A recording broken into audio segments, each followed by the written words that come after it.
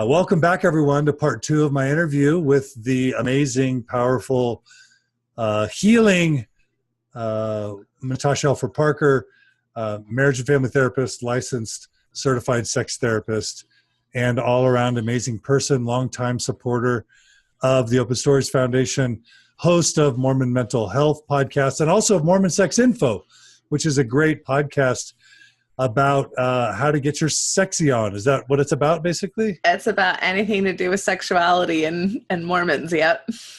So check out Mormon Sex Info. It's great. And in episode 1, for those of you who already have listened, episode 1, Natasha shared with us her experience when her parents joined the church as converts in Spain, what it was like being in the church as a young girl and then moving to the States. She talked about some early sexual experiences as a teen and young adult at BYU, some not so great experiences with ecclesiastical leaders that culminated in her getting kicked out of BYU, and a lot of guilt and shame and not healthy messages along the way. So that's what part 1 was about, and we ended with sort of a more positive message on how maybe we could take a different approach to sexuality if we're a parent, or if have been sexually active, and even if you're religious, maybe a more compassionate, healthy, constructive way to view one's sexuality or to approach having been sexually active. So that was beautiful. So Natasha, let's continue with your story. You sort of come back begging for more punishment to some extent, because you come back to BYU after getting kicked out. So how did that go? How did that go? Well, so the initial bishop that made the decision to have me kicked out ended up not being the bishop that worked with me to kind of get myself reinstated. And that bishop was just, I mean, if you think about the classic teddy bear type of, metaphor or description, he was exactly like that. Again, similar to my first experience with my high school bishop, just a very loving man, very appropriate. I never had some of the experiences that I hear other people having, like, what color underwear were you wearing, or anything creepy or inappropriate. It was just really more about reaching out to me ecclesiastically and helping me understand the atonement in ways that would edify me and loving me back to a place where I could reinstate myself into bringing me on. Were you disciplined? Was there disfellowshipment or formal discipline at all? Yeah, both times I was, I think what you would call disfellowshipped, where I wasn't allowed to take the sacrament for a period of 6 to 9 months. Months? Right. Months? Mm-hmm. You had to sit and pass those trays as a adolescent or young adult for 9 months. Yeah, well, it took about 2 semesters for the second time, so that was about right. It was almost a year. That is like a scarlet letter. That is a scarlet letter for a young Mormon person or old Mormon person, right? Yeah, at BYU, where I'm supposed to get married, right? Or I don't know. Oh my gosh, that's trauma. It's traumatic. The first time, I think, in high school, it was somewhere like 4 to 6 months or something. And then, so that was weird. Like, if my parents were attending, I'd always try to kind of pretend or do something weird so they couldn't tell that I was. Yeah, recently I talked to someone who would palm the bread piece and like pour out the water as they were picking it up in the sacrament tray, and then feign drinking the water, right, as a way to hide that they weren't actually taking the sacrament, right? Right, yeah. So you claw your way back, and you have a loving bishop, and you're back at BYU, and what happens from there? Yeah, I graduate. I move back home. I just start my life, right? So I meet Andy, my husband, and we start dating seriously. I start researching what I'm going to do next. I had a psychology degree out of BYU. You can't really do much with that. So I knew I wanted to work with people and do therapy work. So I started researching Wichita, Kansas, which is where he lived at the time. And we haven't lived here the whole time that we've been married, but the first 3 years of our marriage, we were here. And there was a small university that offered this marriage and family therapy degree. So I signed up for that, got married. What crazy thing got in your head that you should actually pursue a graduate degree and have a career as a Mormon woman? Like that's almost as crazy as having premarital sex, Natasha. What were you thinking? What were you smoking? What the? Well, that I can definitely credit my less Mormon parents for, right? So I think my mother was highly intellectual, went on to get her PhD later in her life. My dad was highly educated. So the idea that you were going to college was just a norm, right? Everybody was going to college. Yeah, everybody was going to college.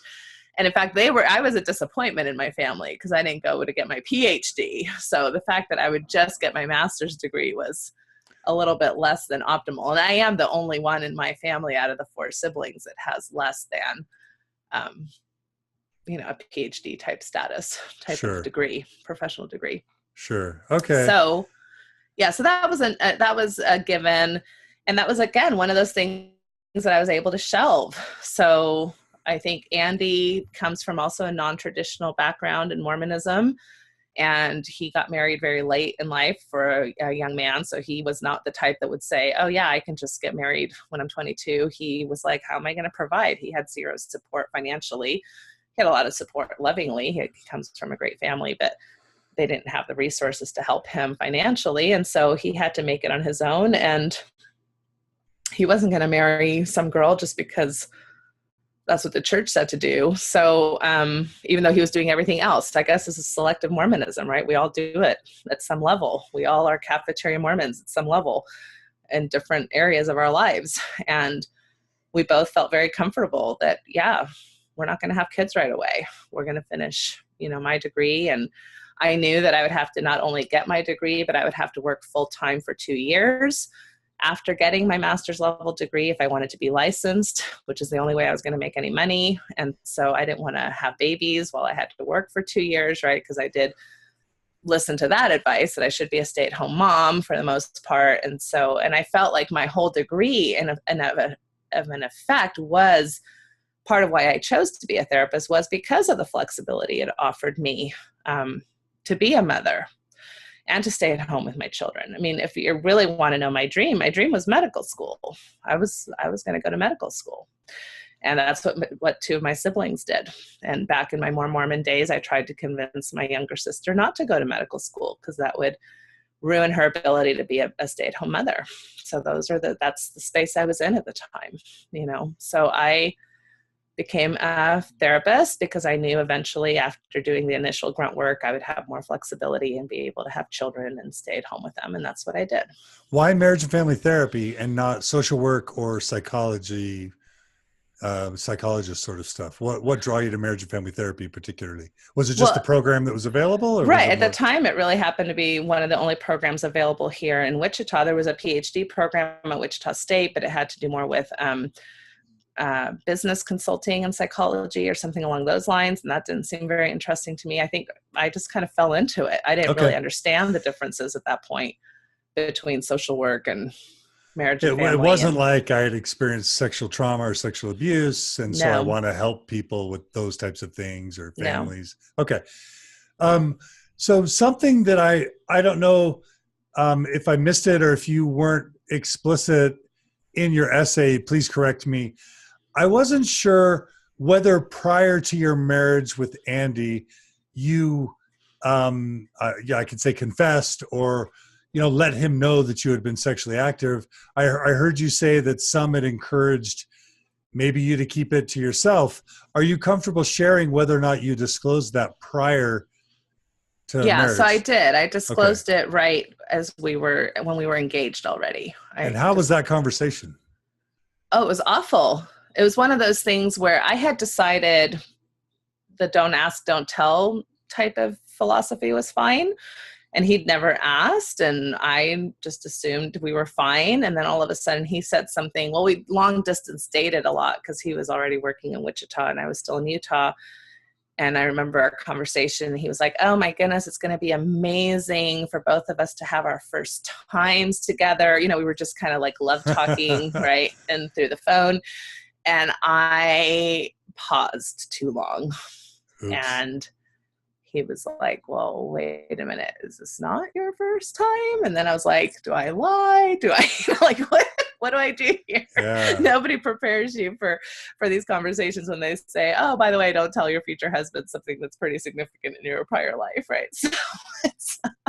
So we started talking about it, and he was beside himself, just completely unprepared for that. You think about the rhetoric that these young boys get: be a good missionary, do your duty. If you're the better missionary you are, the better wife you're going to have. Just all these messages that he had bought into, just like I had bought into all of mine. And so to have damaged goods, and now on top of it, he's kind of stuck in a hard place, because if he drops me at that point, he's a jerk. And if he doesn't drop me at that point, he has to deal with this super uncomfortable realization that he also was not prepared for. And did he, and we're not trying to pick on him, it's just trying to understand the experience. Did he say mean things? Did he say hurtful things? Did you feel shamed? Right. Was it awful? Right. Well, he wasn't like a total dick, like call me a whore or something. That's good. Okay. Got that. But I think he was a Mormon dick in the sense, and I love him to pieces. I mean, I have such a sadness for the young version of Andy, in this whole story. So, where, he said the things that you would say that are appropriate, like, well, I'm going to have to go to the temple and really pray about whether or not we should really get married. Oh, really? Right. So in the context, that's what you should do. But talk about, knife through my heart. Like, okay. And so I remember the day where he went and waiting for his phone call to see whether or not we were still going to be engaged, see what answer he received. That's pretty devastating, and then the unspoken things, like when all of a sudden we are married and we're lying next to each other, and all of a sudden I feel his heart rate like increase dramatically. And I'm like, what, is something wrong? Like, what's going on? Nothing's wrong. And I knew what he was thinking about. So just all the, what was he thinking about? What was he thinking about? We've talked about it now where, now he is having sex with me, and am I as good as her prior partners? Am I enough for her? Why does she have sexual experience that I didn't get to have, or like all of those just insecurities and things that we take for granted, I think, in Mormonism, that we don't really encourage or prepare people to know how to deal with, because you're having this expectation that you're both going to come to the table with the same experience. And what might be a healthy way for a newlywed to think about the fact that their partner has been sexually active? What might be if Andy could talk to his former self, what might he say to encourage him to say, wait a minute, you're looking at this wrong? She's choosing to fuck me now, and I should enjoy that.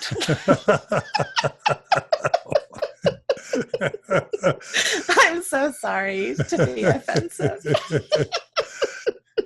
That was good. Like, I'm the guy she chose, right? So she's with me, and she seems to be having a good time. So, hooray! In other words, no big deal. This is awesome. You're lucky. Yeah, enjoy. We could all do that to each other. I mean, most of us have kissed other people. Do we sit around going, "Oh, I wonder what it was like to kiss this particular person?" Or, most Mormons have done a little bit of something, Sure. You do have the ones that will kiss for the first time across the altar and things, but that's not the typical Mormon experience. Most Mormons are making out at BYU and having fun at some level. But also, again, with the sex positive aspect, could there be benefits to marrying someone with sexual experience versus not? So yes and no. I always have a little bit of a reaction to this, because I think the assumption is, let's make sure there's chemistry. Let's make sure we have sex before marriage. Then our marriage is going to be fine sexually. And I see tons of people who are not Mormon who had sex prior to their marriage and now are coming in with sexual problems, right? So just because you had good sex premaritally doesn't necessarily mean you're good to go. Some people, I think, especially in conservative cultures, report having wonderful sex lives, and they never had a prior partner, and they only had one partner. I think that, I don't know if my sexual experiences prior to Andy made me a better lover or made me a better person. I think we would still have a pretty similar sex life to what we have now, right? So I tend to think that we make too much of that. I think it can be good either way, and it can be problematic either way. What about the idea that if you don't at least establish some compatibility, you can get surprised on the wedding night to some major disparity or problems that then could really destroy a marriage that you could have averted by just having a few experiences prior? Well, I do believe the sexual chemistry is really important. So if you're coming from the type of background where, he or she fits all the boxes, or he fits all the boxes, and we're holding hands and we're good friends, and now we're all of a sudden in a bedroom together, that can be problematic, because you may not have assumed that sexual chemistry was possible, or that somehow, or that it was important, or that it would develop as part of the marital contract. And it doesn't develop as part of the marital contract. So having some level of sexual chemistry with somebody, are you aroused when he kisses you or when she kisses you? Is there some level of butterflies, or some type of spark that you would call sexual or chemical arousal or attraction? I think that is important to a successful sex life. And I do work with a lot of people who are great friends, and then when they realize that they married their friend and not their lover, that becomes a marital incompatibility for them. And there's not much that we can do in the sex therapy world to help create a fire out of nothing. Now, if there were sparks to begin with, there's a lot we can do. But to help you, just think about a friend that you have zero sexual attraction for. You can co-partner, you can co-live, you can do finances, but are you really going to get naked with that person and have sex in a way that is super hot? Right. Probably not. Right. Jeremiah, checking in with our live audience on Facebook Live. Jeremiah writes, traumatized everybody. No, in response to you dropping the F-bomb, Jeremiah wrote yay with 4 exclamation points. Oh my gosh. There are probably other 4 people who clicked the off button at that point. But no. Anne writes, he should be glad that you were a wanted woman, is what Anne writes in terms of your prior sexual experience. Jeremiah writes, again, he writes, hell yes. So he had to add a second comment. Christy writes, my mom advised me before marriage in the temple, quote, everyone feels each other up a bit before marriage, end quote. Love it. That's a good Mormon mom right there. That's what Christy says. And then Randy says, I'm 9 years into my 3rd marriage. This is an issue not just with young first marriages. This could be an issue with remarried couples after prior Mormon divorce.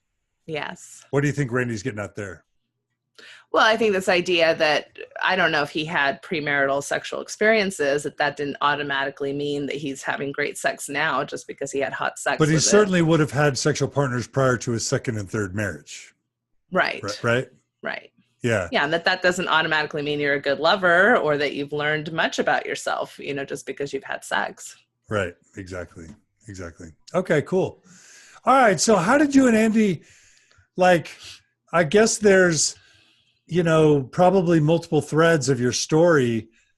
At what point did you and Andy start working through these problems? Was it immediately, or did it take 10 years, or should we circle back to that? Or did you guys resolve those things relatively quickly?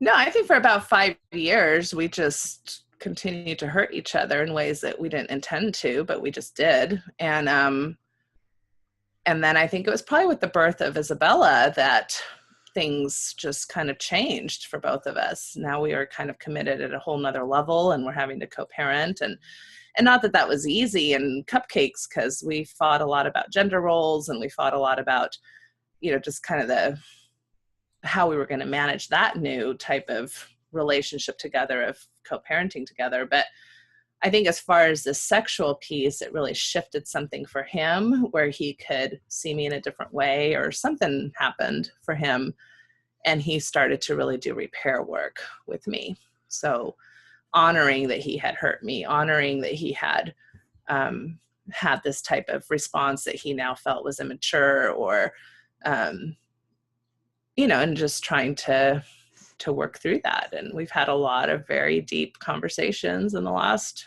15 years around those types of topics. Yeah. And that was a beautiful part of your essay. For those of you who didn't tune into part 1, go back and listen. Natasha reads an essay that was really heartfelt and touching and gripping. And it talks about how Andy did that hard work of repairing some of that that shame and damage that had been caused. So, all right. So you become a marriage and family therapist. So there's at least 2 major threads I know of. One is sort of your faith journey, and then the other is your journey to become a sex therapist. Is there anything else you want to tell about your story before we sort of start following those 2 threads? Well, I think that I'll just as we start those 2 stories, it was interesting as I was preparing for this interview, as I started thinking about all the things I have had personal experience with, which is not to say that, you can do good work with somebody from a clinician standpoint and not have had any of that personal experience, versus the types when you do. And there's, again, pros and cons, but I just wanted to at least be clear about some of the things that I've experienced that we're not necessarily going to go into huge detail about, but just so people know. So, I mentioned that I have sexual abuse history and what I would consider sexual assault. I have been on both sides of infidelity in my main relationship, somewhere in my main relationships. I'm not going to say with who or, all of that, but I have had significant partners be unfaithful to me, and I have been unfaithful in a significant relationship. I've been on both sides of the pornography viewing issue, where I've been extremely hurt and felt betrayed, due to pornography viewing behavior. And I have been on the side where I enjoy erotica and, pornographic images, sexually explicit material, whatever you want to call it, and having to deal with the conflation and the tension between those 2 things. I've been on both sides of the libido issue, as far as being the higher libido partner in parts of my relationships and being the lower libido partner in parts of my relationships, and both suck. I have been, when you think about don't yuck my yum and don't yum my yuck, do you know what I'm talking about? Like, I do. Okay. Yeah, we talked about that in a Mormon Transitions episode about healthy sexuality. But go ahead and give our listeners a quick explanation. Well, so that we all have sexual tastes or erotic desires or things that are fantasies that some people might find also arousing, and some people might find even disturbing or gross or whatever. And so I've been on both of those sides. I think I have yucked somebody's yum, and I think my yum has been yucked, right? And so that's hard. That's hard stuff to be honest and open about with your partners. I had extreme genital pain issues after pregnancies, like real, much longer lasting than I had ever experienced or thought ever had been prepared for. So from the genital pain perspective, I've experienced that. So, and then the faith, I've been a believer, very traditional believer. I'm more now in a place where I'd call myself a nuanced believer or an abstract believer. I've had moments where I felt like I wasn't a believer at all. So, I feel like I've kind of experienced a lot of those types of spaces that you get to navigate in life. I've had a miscarriage. I've had,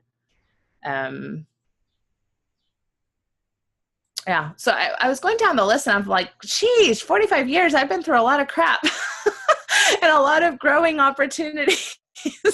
But I guess the one area where I really don't have much personal experience at all is the LGBT area, right? So I do consider myself straight, and I would consider myself maybe a 2 on the scale of the Kinsey scale, right? So I'm not, if there's ever any arousal towards women, it's really mainly because maybe the partner I'm with finds that arousing. It's not my own arousal, right? So I find it arousing because our culture kind of thinks 2 women together is arousing. So there's something arousing about that, but not in a way that significantly speaks to my own erotic template. So that would be the one area where I really don't have a lot of personal experience. I have a lot of experience working with LGBT folks, especially in our church, and have definitely consider myself a very strong ally, and their rights to have a sexual, developmental, healthy life that the rest of us get to enjoy. So I just wanted to just throw out, that's kind of my sphere and what I have experience with,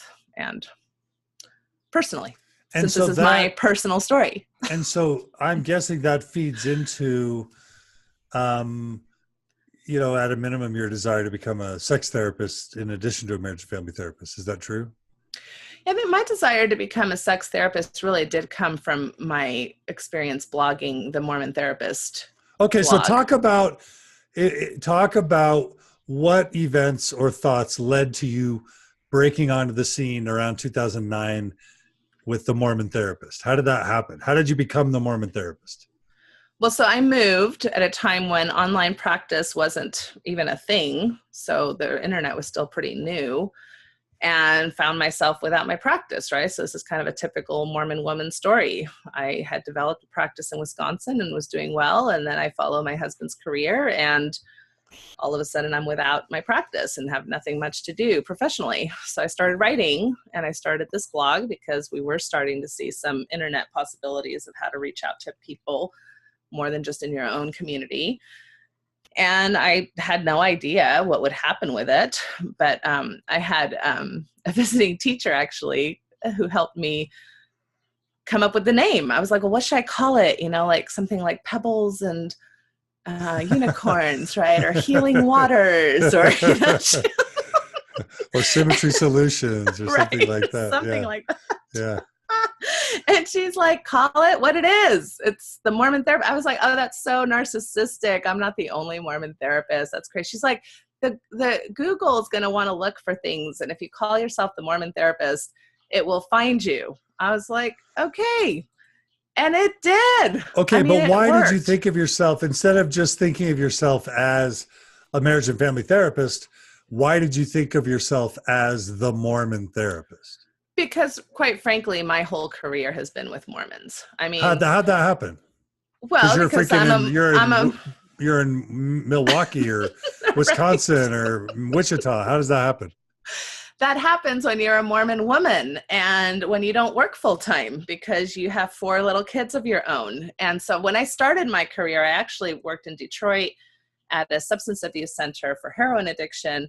That was 2 years full-time work. I worked every day, 9 to 6, see however many clients a day, right, that they can fit you in to see.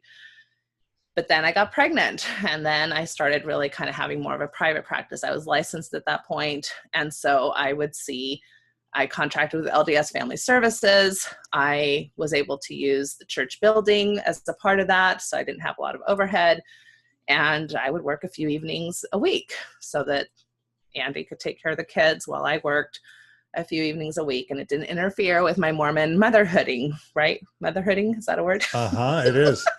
And for those who don't know, how did LDS Family Services work at that point? Well, I think I was pretty lucky because since I was a contractor, I wasn't working in their main office, which was in Chicago at the time. I didn't have a lot of oversight. They just sent me a lot of the paperwork. I mean, I guess they wanted to know that I was a practicing Mormon and a believing Mormon, so I had my temple recommend. I'm assuming that came up at some point, that they would trust me to contract with them. And I just used the church building. And for the most part, I would always explain that they did not have to sign it. But for the most part, especially if church funds were covering some of these things, they would normally sign a release of information for me to be able to talk with their bishops. And that's how it worked. And for the most part, I would talk with the bishops, but I would also, I think I had the ability even then to be quite cognizant of what I was sharing. And most of the time it was something along the lines of, your tithing funds are being used wisely. Okay. So you started getting referrals from local leaders. Right. As soon as people find out that there's a Mormon therapist around and there's no other Mormon therapists, and even when you try to refer people who are in your own ward to other therapists and they don't want to go because there's such a distrust for non-Mormon therapists, then yeah, you start seeing Mormons. And that's pretty much what I did and what I've been doing ever since. Okay, so you graduated in what year from grad school? I graduated in 97. Okay, so you had a good 12 years doing therapy with Mormons, or 10 or 12 years before you started the blog Mormon Therapist. Right. When you started the blog Mormon Therapist, what did your faith look like? What did your testimony look like as a Mormon? What it's always been, up until maybe what I would consider a faith transition, but what it always was, which is I'm a believer, I'm in, but I never quite fit in. I'm always the one with a little bit of a nuanced view. I'm always the one raising my hand in Sunday school, right? I'm always the one that doesn't totally get it exactly how everybody else gets it. But I was a believer. And by that time, I was much more confident. I had the credentials of a mental health professional. So now I'm starting to shift. I'm not like, oh, I have a problem with this, it's my fault. It's more like, no, I have a problem with this, and there's good reason for me to have a problem with this. And there's no need for us to even believe this because it's not part of our doctrine. And by this time, I've done a ton of homework, right? Because I didn't go to seminary, so I better catch up. So I'm like reading, and my husband's kind of a history buff anyway. And so I just know a lot about our Mormon history by this time. If you live in the Bible Belt, you're kind of forced to know the Mormon history because people will use it as anti-Mormon rhetoric, right? They'll tell you all about polygamy. They'll tell you all about the problems because they're trying to save you from your Mormonism. So I knew a lot by then. And I could confidently in my Mormonism say, this isn't okay, and we don't need to be doing it this way, and this isn't doctrinal. And so I'm the one raising my hand, but I'm totally in. So you're gaining power and knowledge. Woo. As a woman, that's a scary thing. Now, did you serve as Relief Society president before becoming the Mormon Therapist? Yes, that was in Wisconsin. So you'd already served as a Relief Society president. That's got to be validating, even if you're feeling like you don't fit in. You're the chief woman of your ward. Well, that was actually very helpful in me realizing that we're all full of crap, because I was like, well, if I can be the Relief Society president, anybody can be the Relief Society president.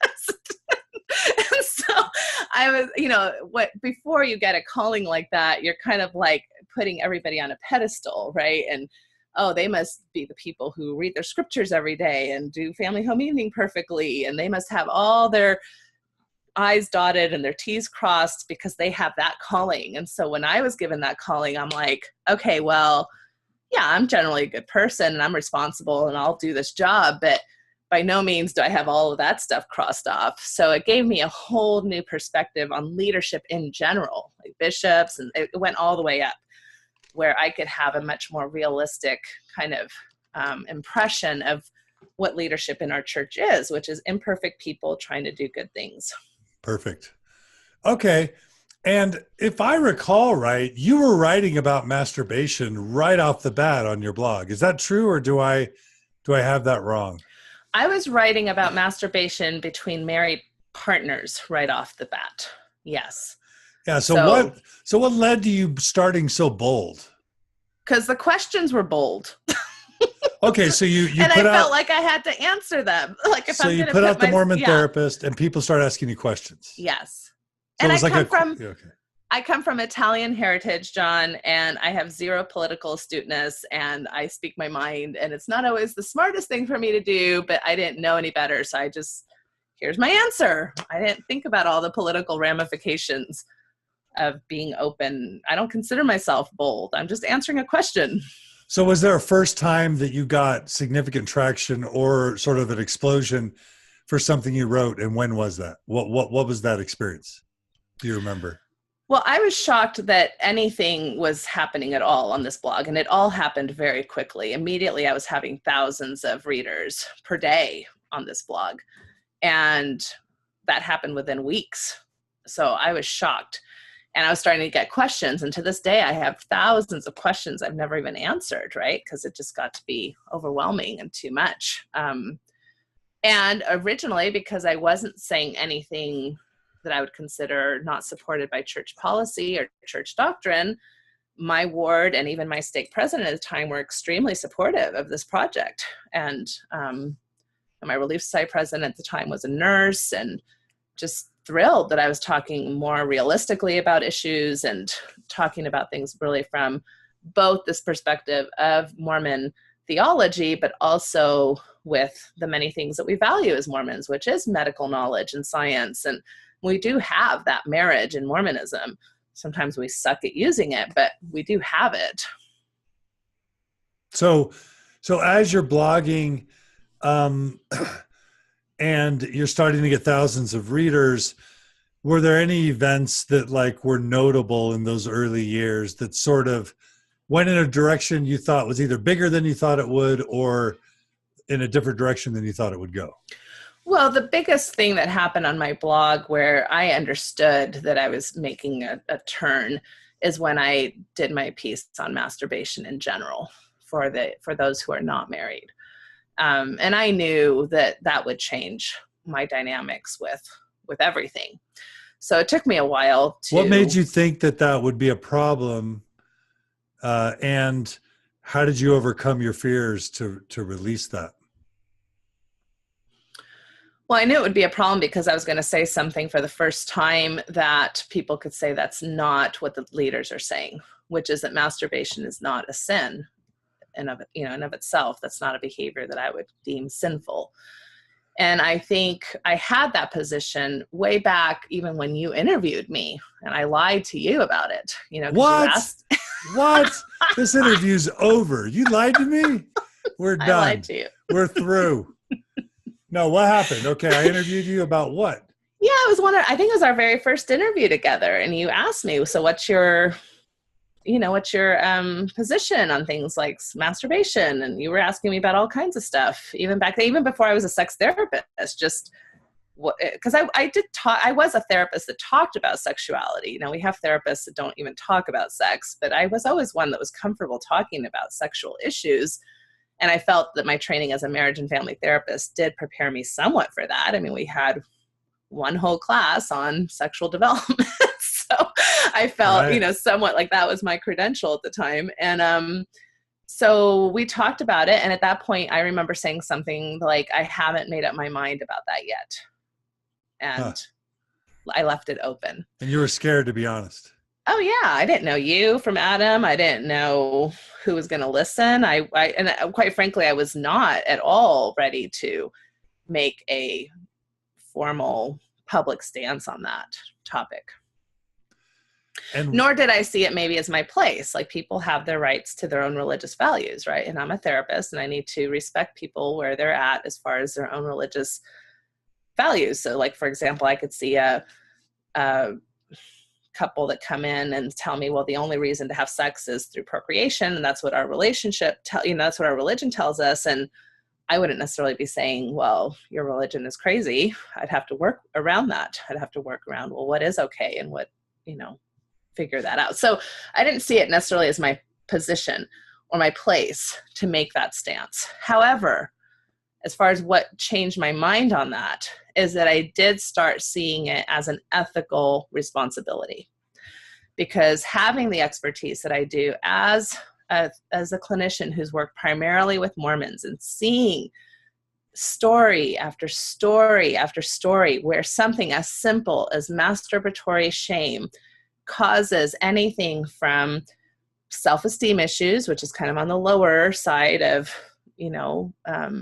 harm, to actual suicide, I just felt like it was an unethical decision on my part to not say something from a clinical perspective, having worked with this population for so long.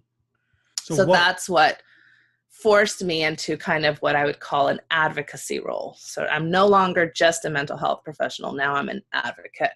And that's tough, because as soon as I go public with that, well, guess who's not going to see me anymore, right? All the people who maybe I could have worked with around those issues, because I'm now taking a stance that goes against their religious beliefs and they no longer feel safe with me. So that was a very, very heart-wrenching decision for me to make that.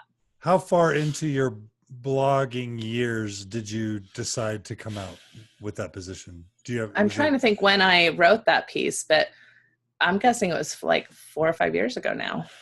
Okay, so it was about half the time that I've been doing the blog. Okay, so you did a good 4 or 5 years blogging before you took that position publicly. Right. Okay, and so what was the position you took? Just what did you say in the blog if you had to summarize it in an abstract? That masturbation is not a sin, and that I see it, and I painted it through a Mormon lens, which I still feel that way, that if we're given this capacity to self-care in that particular way, when we know that medically we all need sexual release to help us with all kinds of things, so stress and pain, and but most of us are going to have some period of time in life where you're not going to be partnered in a marriage. Then what a wonderful way to be created by deity that we could, in essence, experience that benefit without having to rely on a partner. And for us to see that in the APA, I mentioned the APA's position, the American Pediatric Association, that this is normative behavior, and the research backs us up, medicine backs us up, and we usually as Mormons have followed medicine's suggestions on every other aspect of our bodies, and we just kind of have this wrong as an incorrect tradition, but that in of itself, it's not a problem. Now, I think I also couched it, if you're lying to your spouse, well, then that's not masturbation's fault, that's lying's fault. If you're doing it 500 times a day, well, that's not masturbation's fault, that's compulsivity's fault, right? So the issues that people will say, oh, but masturbation causes this or this or that. Well, not necessarily. There's other things that cause those, and masturbation is kind of one of the things that you use, but in of itself, it's not a sin. Got it. So God gave us masturbation because women and men are that they might have joy. That's right. We need a primary song, God Gave Me Masturbation. That's right. Okay. All right. So you take that position on your blog. What happens? Well, fairly immediately. So even that same week, I have clients coming in saying, I'm not exactly sure why, but the bishop has told me that they will no longer be supporting payments of your therapy sessions. Oh, no. Right. And you have to understand that, I sat on this blog post for about a week. I talked to Andy about it. We walked through all the scenarios, and the worst case scenario that would come from this was excommunication in my mind. That was the worst case scenario. Because you were challenging the Brethren's authority. Right. So what statements had they made that masturbation was bad? I guess there's Boyd K. Packer's Little Factories speech. Spencer W. Kimball probably said you'll become gay if you do it. Yeah, and even the Strength for Youth pamphlet, has don't arouse your passions. Don't arouse your own body. So even though they're not using the masturbation word, which I actually would tell people, hey, this isn't necessarily in the manual, but then they'd come right back and say, well, but arousing your own passions is kind of another way to see that. And then I forget when what's his name now? I forget when the guy at BYU Ricks. Bednar? No, he's a general authority, not one of the apostles, but he did find, because we haven't heard anything around masturbation for about 25 years over the pulpit. It's just in our writings, and at least that I'm aware of, maybe in your local wards or stakes, but as far as the official pulpit, I've looked and I haven't seen a lot, particularly on masturbation, until this talk that this gentleman gave a few years back at BYU, Idaho, and he called it self-abuse. And I was like, oh no, here we go. So, because my thought about how usually church change goes is that they don't ever come out and say, oh, we made a mistake, sorry, this is the new thing going forward.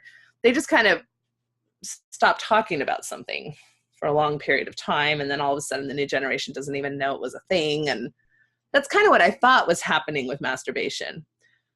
And maybe I'm at fault because I started blogging about it, and so they felt like they had to start talking about it again. I don't know. I hope not. I hope I'm not that important. So, but it did start being talked about again about 3 or 4 years ago. Okay. And so people started coming to you and saying that the bishop wouldn't pay for their sessions anymore. What Hmm. else? What else happened? Well, LDS Family Social Services, which the nearest one to us is in Kansas City, and they were thrilled that I was here in Wichita because they could refer everybody to me instead of having to drive down. It's a 3-hour drive, and they can only do that once a month. And so people are seeing a therapist for one time a month.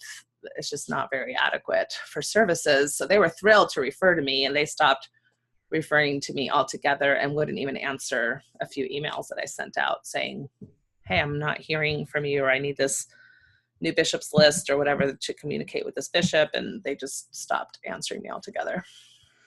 And do you have any sense how they found out? Well, I think locally people just were aware of my blog. Like I said, my stake president was very supportive of it. My people in my ward, I know, read it. Nobody ever talked to me about it. You Like the weren't bishop, called in. You weren't yeah, the called bishop in. never called me in even before this and said, hey, what's this new project you're doing? Or why are you calling yourself the Mormon Therapist? Or like there was nothing that happened officially, but I think people just, in the hallways would tell me, oh yeah, I read your recent post, or whatever. And they would give me feedback, or so people knew about it, but it wasn't like I was advertising. It wasn't like I was sending it out to my ward list. Right. But word got around as soon as you made that post. Natasha's not on board with the brethren, basically. And to this day, it's the most visited post on my blog, and it has the most comments. If anybody wants to do a dissertation, by the way, on Mormon stuff, do it on my comments on that blog. It's fascinating. Okay. So what was that like for you to all of a sudden have your client referral source dry up? Well, this was at a time when I had already started doing some online work. And so that's one of the things that Andy and I thought about, because I figured that it might affect my work. And so maybe that's bad for me to consider that, because you shouldn't make decisions based on your own financial ramification. But it was part of my life. I mean, we depend on my money, right? And so I didn't necessarily want to make a decision that would drastically cut back on my success or my practice, I guess is what I mean. Yeah. So it was at a time when I had already some online practice going. And so I had some national and international clients. And again, my clients just kind of faded out over time. It's not like they completely stopped coming themselves, but I do know through a bishop friend of mine that I have been talked about in bishop's stake meetings, and that they actually have said things like, do not refer to Natasha Parker. So I feel like that's a great breach of professional conduct between ecclesiastical people and myself. So it's one thing to stop referring. It's another thing to tell other people not to refer to you. Right. Well, I think And that's as close as you can get to libel, right? To professional libel. I've done nothing clinically incorrect. I have my license. I have never had really a complaint or formal complaint against me. There's no reason why clinically I can't provide adequate services. But because of this one opinion that I have, they did dramatically affect my clientele here locally. yeah. Okay. And I'll tell the listeners one kudo point to whomever posts a link to Natasha's masturbation post from the Mormon Therapist. We've got about 90 people tuned in. So a special, I'll buy them an ice cream An next time extra they're ice in cream town cone. if they post Natasha's masturbation post to the Oh man. Facebook stream. So a couple of comments, questions from our listeners. Jeremiah says, "Ooh, Natasha, you're going to get your own bubble." So I think, Yeah, but I've been around for a long time and I don't have my own bubble. So not yet. yeah, not yet, I guess. But Randy, I'm a little bit more complicated because I still want a relationship with my religion, right? So yeah, it's a little bit more complex probably as far as how to deal with me. I'm not making any, I have said some things that go against obviously current church policy, but in my mind, I've never said anything non-doctrinal. Right. So, and we'll talk about your faith journey in part 3. Colleen gets there's part 3. There's going to be part 3. Colleen gets the award. She gets the ice cream for being the first to post your link. All right, Colleen. The name of the article is My Official Stance on Masturbation. Yes. Jeffrey gets the runner-up prize. I think Jeffrey, last time I heard, he was in Palo Alto. So Jeffrey, I'll give you half an ice cream cone next time we're together. And there's 2 of them. So the official stance is the first one, and then somebody wrote immediately after that. And so the blog post following that one is also around masturbation and goes more into depth. So yeah. All right. So a second ice cream for whoever posts that second post. So Christy writes, "Me too. I'm still an orange tulip." And she says you'll understand what she's saying there. Oh, I love my orange tulip person. I totally know what she's talking about. Awesome. Colleen wants to know if the ice cream includes a date with me and Natasha. Colleen, if you're in town with me and Natasha, yes, it's a date with both of us. And I'll be there in July. Well, I don't know where Colleen is, so we'll have to find out where Colleen is. Yeah, I'm not sure. If she's Idaho or Utah, I think I know who that is. But no monkey business, because I'm happily married and I'm staying that way. All right. Let's see. What else? So Randy Brower says, when I scratch my head, the one attached to my neck, he's being crude. With that wire head massager, it makes my whole body tingle. Is that arousing my passion? There goes my membership. So he's being sarcastic. There goes my membership. Oh, no. And Joyce writes, it was Kim B. Clark at BYUI who made a crazy video about leaving comrades on the battlefield. If you don't turn in your BYUI student friends for viewing porn and masturbating. So yeah, but this talk that I'm talking about was actually before that. And it was, I can't believe I can't remember his name because I wrote about him a lot. So in fact, that's on my blog when I disagree with him. But that was before that video that he spoke about self-abuse. Got it. He must have been so positively reinforced they made a video out of it. And they promoted him. He has a bigger job now in the church. I forget what role he has. Good for him. Yes. Colleen says she's in Arizona, so she'll be in Utah next month. Okay. So me, you, and Colleen next month. Colleen, it's your job to set that up. Okay. Melissa writes, I was released as Stake Young Women president for becoming a sexologist. Wow. What effect has your practice had on your callings? Melissa wants to know. And we'll talk about your faith journey next session. So okay. So we'll talk about that then. So Melissa, stay tuned for part 3 of Mormon Stories podcast interviews, Natasha Helfer Parker. Let me see if there's anything else. Someone wants to know if you have a temple recommend. That's also Colleen. We'll answer that in part 3.